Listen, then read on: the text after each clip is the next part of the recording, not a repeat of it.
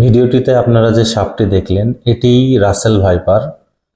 যেখানে অন্যান্য সাপ মানুষকে দেখে ভয়ে পালায়, সেখানে রাসেল ভাইপার সে আক্রমণাত্মক হয়ে মানুষের কামড়ানোর জন্য সে ছুটে আসে। এটা আসলে খুবই একটি ভয়ঙ্কর সাপ এবং আপনারা দেখে বুঝতেই পারতেছেন যে সাপটা কত ক্ষিপ্ত আর কি।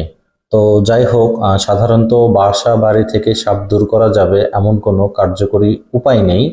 আমরা কিছু পদ্ধতি অনুসরণ করতে পারি যাতে বাসাবাড়ি সাপ মুক্ত রাখা যায়।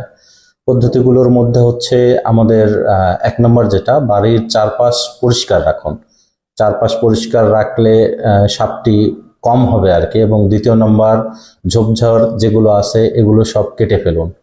3 নম্বর, যেখানে সেখানে ইট পাথর বা পাতার স্তূপ করা যাবে না বা রাখবেন না।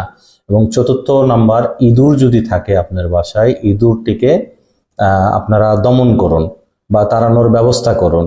এবং 5 নম্বর যেটা, ইঁদুরের গর্তগুলি বন্ধ করে দিন বা ভরাট করে ফেলুন। 6 নম্বর, স্যাঁতস্যাঁতে স্থানে ব্লিচিং পাউডার ছিটালে সব থেকে ভালো হয় আর কি।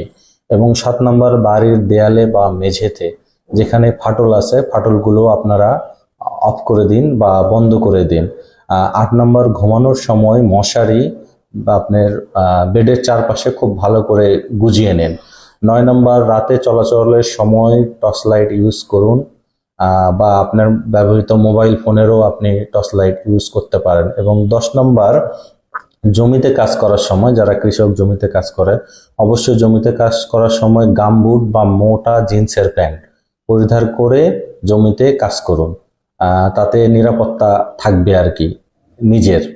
এবং এরপরও যদি কখনো সাপে কাউকে কামড়ায়, তো সেই ক্ষেত্রে ঝাড়ফুঁক বা ওঝা যাই বলেন না কেন, এদের কাছে নিয়ে সময় নষ্ট না করে যত দ্রুত সম্ভব আপনার নিকটস্থ জেলা হাসপাতাল বা উপজেলা স্বাস্থ্যকেন্দ্র বা মেডিকেল কলেজ হাসপাতাল সেখানে নিয়ে যান।